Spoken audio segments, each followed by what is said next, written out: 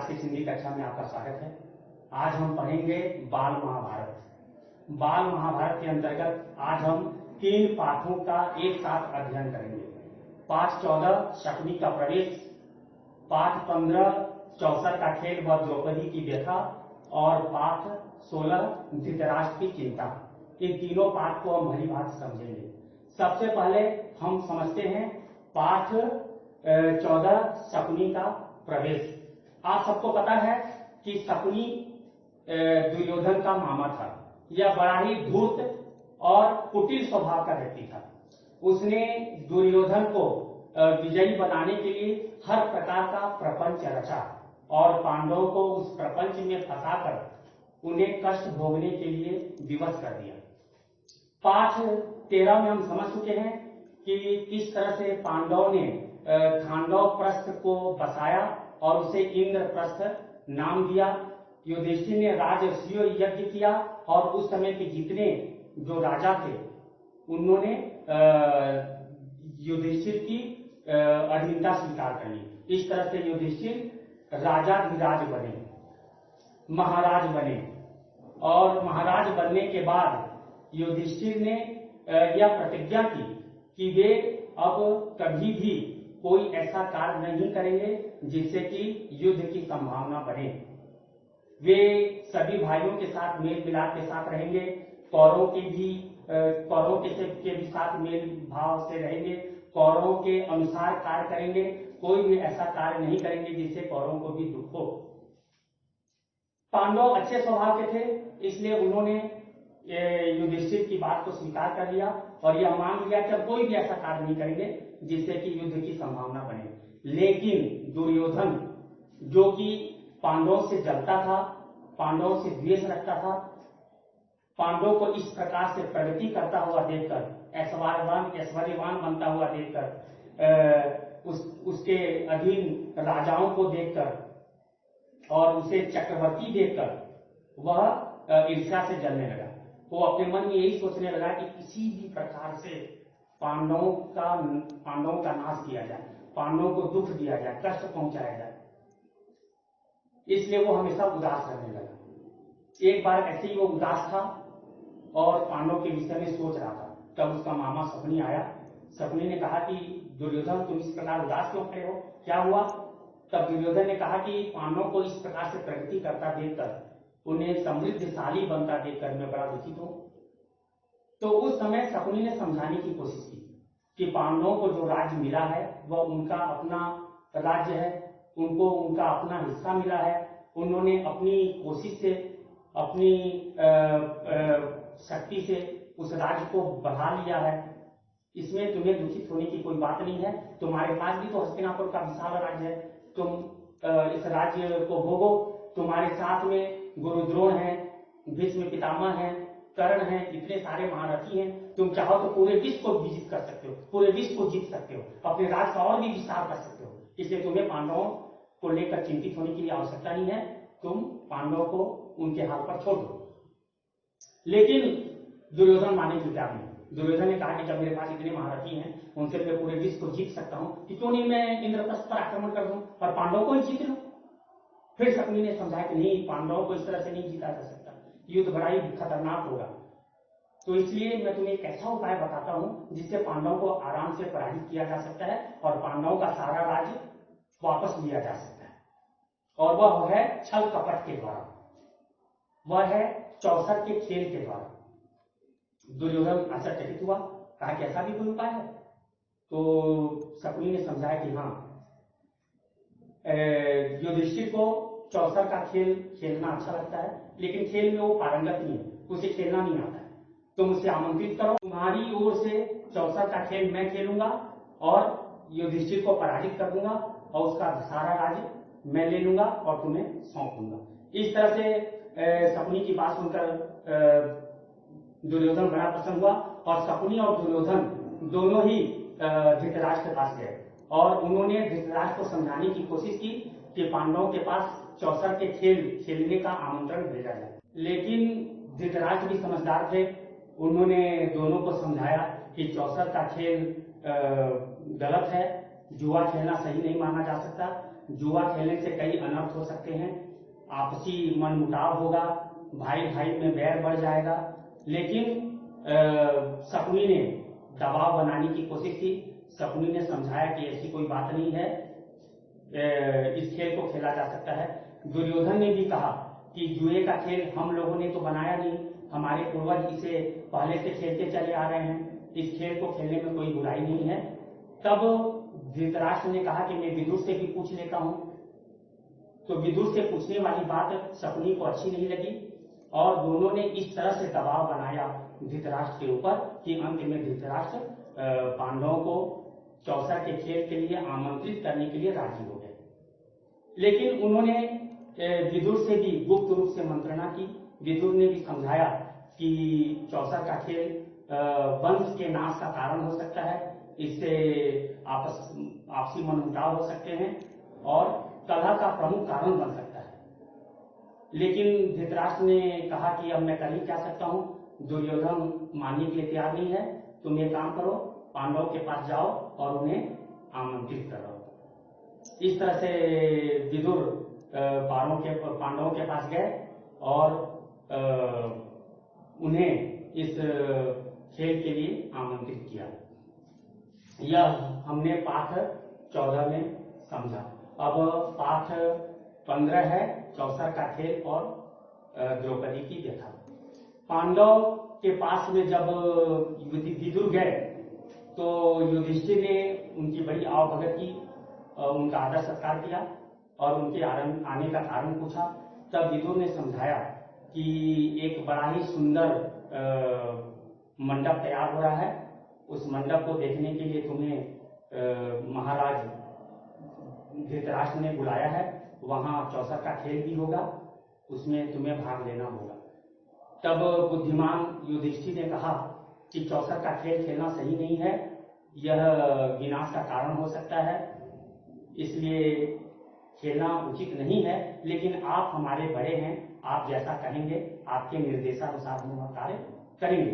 तब विदुर ने भी समझाया कि मैंने भी इस खेल को रोकने की बड़ी कोशिश की, मैंने समझाया, लेकिन महाराज मानने के लिए तैयार नहीं है और यह वे दुर्योधन के कुचक्र में फंस गए हैं और इसलिए तुम्हें वहां चलना चाहिए। बाकी तुम अपने विवेक के अनुसार कार्य करो, तुम भी बुद्धिमान हो, चतुर हो, चालाक हो, तुम अपना निर्णय लो, तुम्हें क्या करना चाहिए। लेकिन पहले राजवंशों में ऐसा नियम था कि यदि किसी भी राजा के पास चौसर के खेल के लिए आमंत्रण भेजा जाता था या युद्ध के लिए आमंत्रण भेजा जाता था तो राजा कभी मना नहीं कर सकता था। यदि कोई युद्ध के लिए ललकारे तो राजा पीछे नहीं हट सकता था, कोई जुए के खेल के लिए या चौसर के खेल के लिए भी बुलाए तो राजा कभी पीछे नहीं हट सकता था, अस्वीकार नहीं कर सकता था। इसी नियम के अंतर्गत युधिष्ठिर इस आमंत्रण को अस्वीकार नहीं कर सके और वे अपने भाइयों पत्नी द्रौपदी के साथ हस्तिनापुर पहुंचे।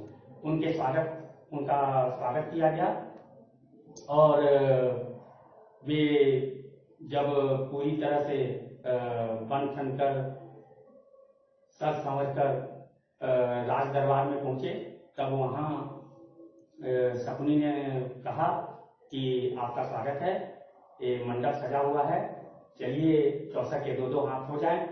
तब युधिष्ठिर ने समझाया कि नहीं, ये खेल सही नहीं माना जा सकता, इसे खेलना उचित नहीं है, आप भी इस बात को भली भांति जानते हैं। लेकिन शकुनी ने उन्हें उकसाया कि आप बहानेबाजी कर रहे हैं, आप हारने के डर से नहीं खेल रहे हैं। तब इन्हें भी ताव आ गया, युधिष्ठिर को भी, और उन्होंने कहा कि ऐसी कोई बात नहीं है, मैं हारने के डर से नहीं खेलना चाहता, ऐसी बात नहीं है, अगर आप ऐसा बोलते हैं तो मैं खेलने के लिए तैयार हूं, कहिए मेरे साथ कौन खेलेगा। तब दुर्योधन ने कहा कि मेरी ओर से मामा शकुनी खेलेंगे, लेकिन जो भी उसमें दांव लगाना है, धन संपत्ति जो भी दांव में लगाने वाली बात होगी वो मैं लगाऊंगा। तब युधिष्ठिर ने कहा कि यह तो खेल के साधारण नियम के प्रतिकूल है, दो व्यक्ति आपस में खेल खेलते हैं, मैं खेलूंगा और आप खेलेंगे, आपकी तरफ से मामा शकुनी खेलेंगे, या उचित नहीं माना जा सकता।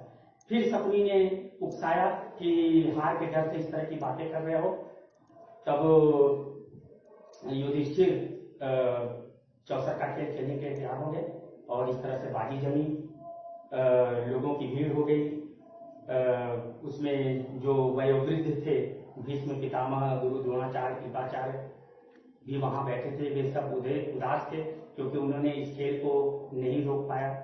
इधर में जो बाकी कौरव थे, कौरव 100 भाई थे, तो बाकी जो कौरव थे वे भी उत्कंठा से इस खेल को देखने लगे और खेल प्रारंभ हो गया। इस खेल में शकुनी ने युधिष्ठिर का सारा राजपाट, सारा राज्य जीत लिया, सारी संपत्ति जीत ली। इसके बाद फिर उन्होंने कहा कि आप अपने भाइयों को दांव में लगाओ। तब सबसे पहले युधिष्ठिर ने नकुल को दांव में लगाया और नकुल को हार जाने के बाद उन्होंने सहदेव को दांव में लगाया। सहदेव और नकुल को हारने के बाद युधिष्ठिर बड़े ही चिंतित हुए। तब शकुनी को डर लगा कि कहीं नकुल सहदेव को हारने के बाद खेल ये समाप्त न कर दें, तो उसने कहा कि लगता है माद्री के पुत्र नकुल सहदेव को आप उतना पसंद नहीं करते जितना कि आप अपने भाइयों को करते हैं, इसलिए नकुल सहदेव को हारने के बाद आप बाकी भाइयों को दांव में नहीं लगा रहे। तब युधिष्ठिर ने कहा कि तुम्हारी यह चाल कभी सफल नहीं होगी, तुम हम दोनों भाइयों को आपस में लड़ाना चाहते हो, लेकिन यह चाल तुम्हारी सफल नहीं हो सकती क्योंकि हम भाइयों में कितना प्रेम है तुम यह नहीं जानते हो। ठीक है, मैं अपने भाई अर्जुन को दांव पे लगाता हूं। तो अर्जुन भी हार गए। उसके बाद भीम को दांव पे लगाया गया, भीम भी हारे और अंत में स्वयं युधिष्ठिर ने खुद को दांव में लगाया और स्वयं भी हार गए। युधिष्ठिर के हारने के बाद अब यह खेल समाप्त हो जाना चाहिए था, लेकिन शकुनी ने ललकारा, उकसाया युधिष्ठिर को कि आप अपने भाइयों को पराजित कर चुके, अपने भाइयों को हार गए, खुद भी हार गए, सारी धन संपत्ति भी तुम हार चुके हो, फिर भी एक चीज है तुम्हारे पास, वो है तुम्हारी पत्नी द्रौपदी। यदि द्रौपदी को दांव में लगाते हो और द्रौपदी के इस दांव में लगाने से यदि जीत जाते हो तो तुम्हारी सारी संपत्ति तुम्हें वापस कर दी जाएगी, तुम्हारे भाई भी तुम्हें वापस कर दिए जाएंगे और तुम भी मुक्त हो जाओगे। यानी अभी जो 5 भाई हमारे दास बन गए हो, इस दासत्व से आपको मुक्ति मिल जाएगी, इसलिए द्रौपदी को भी दांव में लगाओ। तब दुर्दैव था, दुर्भाग्य था यह युधिष्ठिर का, वे शकुनी की चाल को समझ नहीं पाए और मैं द्रौपदी को भी दांव में लगाता हूं, ऐसा उन्होंने कर दिया। बाद में वे दुखित हुए कि अरे मैंने यह क्या कर दिया, यह क्या कर दिया। वहां जितने भी जो बुद्धिमान थे, जितने भी वयोवृद्ध थे, सब में हाहाकार मच गया कि अरे दुष्ट ने क्या कर दिया। सभी धिक्कारने लगे युधिष्ठिर को, लेकिन युधिष्ठिर ने कह दिया था। फिर शकुनी ने पासा फेंका और द्रौपदी हार गई। जैसे द्रौपदी जब हार गई, द्रौपदी को दुर्योधन ने जीत लिया। अब दुर्योधन तुरंत उठा और उसने विजयी मुद्रा से विदुर को कहा कि आप जाइए और द्रौपदी को सारी बातें बतलाइए और द्रौपदी को सभा में लेकर आइए। तब विदुर ने उसे धिक्कारा कि तुम अपनी मौत को निमंत्रण दे रहे हो, तुम्हारा नाश हो सकता है, तुम समझ नहीं रहे हो कि तुम क्या कर रहे हो। तब विदुर की बातों को सुनकर दुर्योधन ने प्रतिकामी यानी जो उनका सारथी था, उन्हें कहा कि तुम जाओ और रनिवास में जाके द्रौपदी को सारी बातें बतलाओ, उसे लेकर आओ। तो प्रतिकामी रनिवास पहुंचा, उसने द्रौपदी को प्रणाम किया और सारी बातें बतलाई और कहा कि आपको दुर्योधन जीत चुके हैं, आप दुर्योधन की दासी हैं, उनके महल में आप चलिए और दासी का कार्य कीजिए। तब द्रौपदी ने कहा कि तुम सभा में जाओ और जिन्होंने मुझे दांव पे लगाया, यानी कि युधिष्ठिर से पूछना कि सबसे पहले वे खुद को हार गए थे कि मुझे हारे, और वहां जितने भी जो वयोज्येष्ठ हैं, जितने भी सम्मानित व्यक्ति हैं, सबसे भी इस बात को पूछना।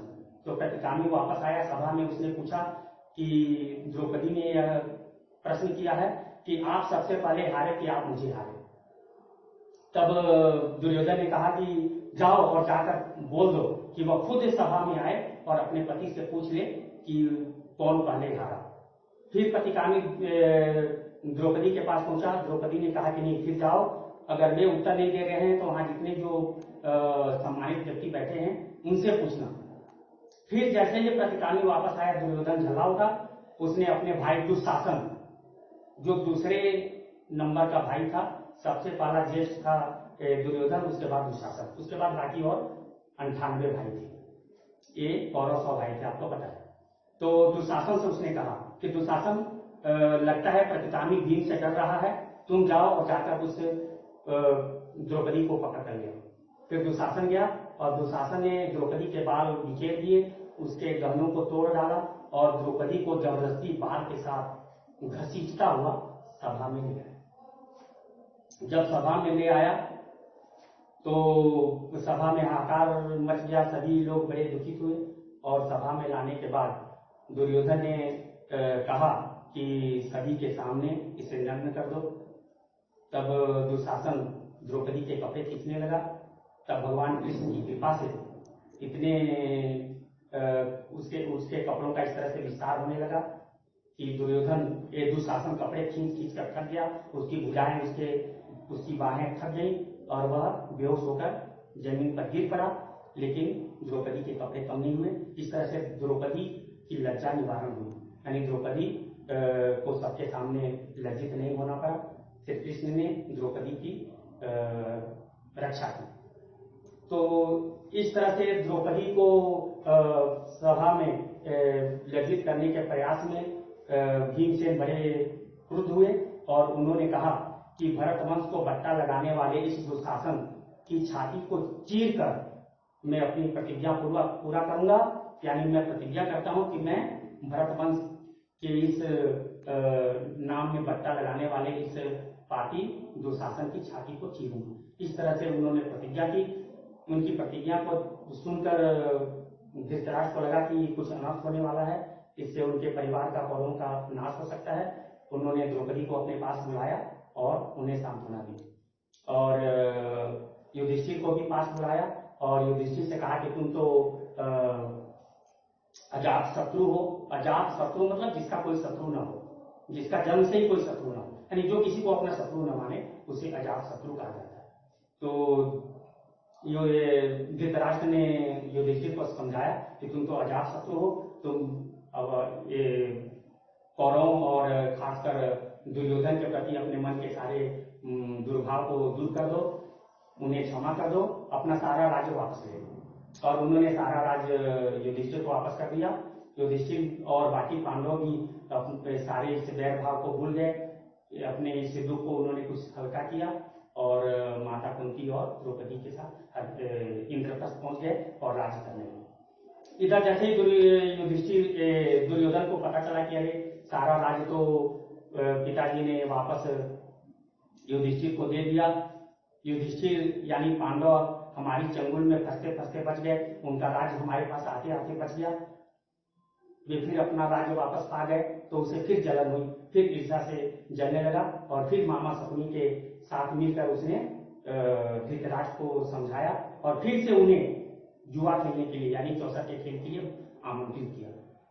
सारा कुछ जानने के बाद फिर भी युधिष्ठिर जुआ के खेलने के लिए आए, लेकिन इस बार नियम यह बना कि जो इस जुआ के खेल में हारेगा वह 12 वर्ष के लिए वनवास और 1 वर्ष के लिए अज्ञातवास जाएगा। वनवास मतलब वन चला जाना, अपना सारा वैभव, सारा राज्य छोड़कर वन में जाके निवास करना, और 1 वर्ष अज्ञातवास मतलब छिप कर रहना। यानी पांडव 1 वर्ष छिप कर रहेंगे और उनका पता लगाने की कोशिश करेंगे कौरव। यदि कौरव उनका पता लगा लेते हैं कि वे कहाँ छिप कर हैं और उन्हें खोज लेते हैं तो वे फिर से 12 वर्ष के लिए वन चले जाएंगे। यह नियम बना और नियम के अंतर्गत फिर से शकुनी जीत गया और पांडव हार गए, यानी युधिष्ठिर हार गए। और इस तरह से वे 12 वर्षों के लिए और 1 वर्ष के लिए वन चले गए, यानी 12 वर्षों का वनवास और 1 वर्ष का अज्ञातवास। जब वे लोग चले तो इधर युधिष्ठिर धृतराष्ट्र को चिंता होने लगी। यह कथा वस्तु है पाठ 15 चौसर का खेल और द्रौपदी की व्यथा। इसके बाद है पाठ 16 धृतराष्ट्र की चिंता। अब धृतराष्ट्र चिंतित हो गए कि उनके भतीजे वन चले गए हैं, वे चाहते हुए भी कुछ नहीं कर सके। उन्होंने विदुर से पूछा कि विदुर, पांडव किस तरह से वन में जा रहे हैं, क्या कर रहे हैं, जरा बतलाओ। तो विदुर ने उन्हें समझाया कि युधिष्ठिर आगे आगे चले जा रहे हैं, बड़े ही दुखी थे, और उनके पीछे भीमसेन अपनी बाहों को देखते हुए जा रहे हैं, और अर्जुन कुछ बालू कुछ रेत को बिखेरते हुए चले जा रहे हैं, और साथ में द्रौपदी अपने बालों से अपने मुख को ढके हुए चली जा रही है। यह सुनकर युधिष्ठिर धृतराष्ट्र बड़े दुखित हुए। उन्हें लगा कि नहीं, पांडवों के साथ में अन्याय हो गया है, लेकिन वे कर भी क्या सकते थे, क्योंकि अपने पुत्र दुर्योधन से इन्हें विशेष लगाव था। दुर्योधन की किसी बात को भी काट नहीं पाते थे, यानी दुर्योधन के प्रति इनका अंधा मोह था, और दुर्योधन इसी का लाभ उठाया करता था। इस तरह से पांडव वन चले गए और वन में जाके रहने लगे। इधर विदुर ने बार बार समझाने की कोशिश की धृतराष्ट्र को कि वे पांडवों से संधि कर लें और पांडवों को उनका राज्य वापस कर दें। इस बात को बार बार कहते रहने से, अब हर बार इन बातों को सुनते रहने से धृतराष्ट्र के मन में भी विदुर के प्रति दुर्भाव सा उत्पन्न हो गया, और उन्होंने विदुर को कहा कि तुम बार बार पांडवों की चर्चा करते हो, पांडवों के साथ संधि करने की बात करते हो, तुम मेरे पास से चले जाओ, मुझे तुम्हारी कोई आवश्यकता नहीं है। यह सुनकर विदुर को दुख हुआ। विदुर ने कहा कि कौरवों का विनाश अब समीप है, अब इनके पास रहना उचित नहीं है, इसलिए वे रथ पर पांडवों के पास चले गए। इधर पांडवों के पास विदुर के चले जाने से अब विदुर को न देख पाने के कारण धृतराष्ट्र बड़े दुखित हुए, क्योंकि विदुर हस्तिनापुर के प्रधानमंत्री थे, चतुर थे, और उनसे सलाह मशविरा किया करते थे धृतराष्ट्र। विदुर के न जाने से वे दुखित हुए। उन्होंने संजय को बुलाया और कहा कि तुम जाओ और विदुर को समझा कर ले। संजय गए और विदुर को समझाया, और विदुर फिर वापस आ गए। अब यहाँ विदुर के साथ धृतराष्ट्र रहने लगे, उनसे सलाह मशविरा करने लगे। उसी समय ऋषि मैत्रेय धृतराष्ट्र से मिलने आए। ऋषि को देखकर धृतराष्ट्र ने कहा कि मुनिवर, आपने वन में मेरे भतीजों को देखा होगा, पांडवों को देखा होगा, वे किस प्रकार हैं, सकुशल तो हैं। तब मैत्रेय ने समझाया कि मैंने उनसे मिला, वे लोग ठीक से हैं। युधिष्ठिर ने मुझे सारी बातें बतला दी हैं। आप एक काम कीजिए, उनके साथ आप संधि कर लीजिए। वहीं पे दुर्योधन भी खड़ा था। ऋषि मैत्रेय ने दुर्योधन को भी कहा कि राजकुमार, तुम पांडवों के साथ संधि कर लो, उनका राज वापस दे दो। बैर भाव करना अच्छी बात नहीं है, उससे विनाश हो सकता है। दुर्योधन को अपना घमंड था, उसे अपनी शक्ति का घमंड था, कर्ण, भीष्म और बाकी लोगों का घमंड था, इसलिए उसने ऋषि मैत्री की ओर ध्यान नहीं दिया और अपने जांघों पर हाथ मारने लगा और पैरों के अंगूठे से जमीन को कुरेदने लगा। इससे ऋषि मैत्रेय रुष्ट हो गए और उन्होंने कहा कि ठीक है, तुम जब यही चाहते हो तो तुम्हारा विनाश अवश्यंभावी है, तुम्हारा नाश होकर ही रहेगा। तो इस तरह से यहाँ शाप देकर ऋषि मैत्रेय चले गए। जब कृष्ण को पता चला कि पांडव वन में हैं और द्रौपदी भी वही है, तो कृष्ण कई लोगों के साथ पांडवों से मिलने गए। वहां उन्होंने पांडवों को देखा। द्रौपदी कृष्ण से मिली और रोने लगी। उन्होंने कहा कि इस तरह अपमानित होने के कारण अब मेरा जीवित रहना उचित नहीं है, मुझे मर जाना चाहिए। आपने भी मेरे लिए कुछ नहीं किया, आपके रहते हुए मेरा इस तरह से अपमान हो गया। तब से कृष्ण ने समझाया कि तुम्हें दुखित होने की कोई आवश्यकता नहीं है। जिन लोगों ने तुम्हारा अपमान किया है उनका विनाश अवश्य ही होगा। वे अवश्य ही लाश के रूप में जमीन पर पड़े दिखलाई देंगे। तुम्हें चिंतित होने की आवश्यकता नहीं है। तुम अवश्य ही पूरे भारत में राज करोगी, तुम साम्राज्ञी के रूप में प्रतिष्ठित होगी, तुम्हें चिंतित होने की कोई आवश्यकता नहीं है। इस तरह से श्री कृष्ण ने द्रौपदी को समझाया और सुभद्रा अभिमन्यु को लेकर वे वापस द्वारका चले गए। इधर दृष्टद्युम्न जो कि द्रौपदी का भाई था, उसने भी कहा कि श्री कृष्ण ने जो प्रतिज्ञा की है वो अवश्य पूरी होगी, अवश्य ही एक कौरव मारे जाएंगे, तुम्हें चिंतित होने की आवश्यकता नहीं है। और द्रौपदी के अन्य पुत्रों को लेकर दृष्टद्युम्न भी अपने राज्य वापस चले आए। इस तरह से पाठ 16 की यह कथा वस्तु समाप्त होती है। प्यारे बच्चों, इन 3 पाठ को आप अच्छी तरह से समझ गए होंगे। इनसे संबंधित जो भी प्रश्न हैं वे इस वीडियो के डिस्क्रिप्शन में दिए हुए हैं, आप उन्हें अपनी बाल महाभारत कॉपी में लिख लीजिए। धन्यवाद।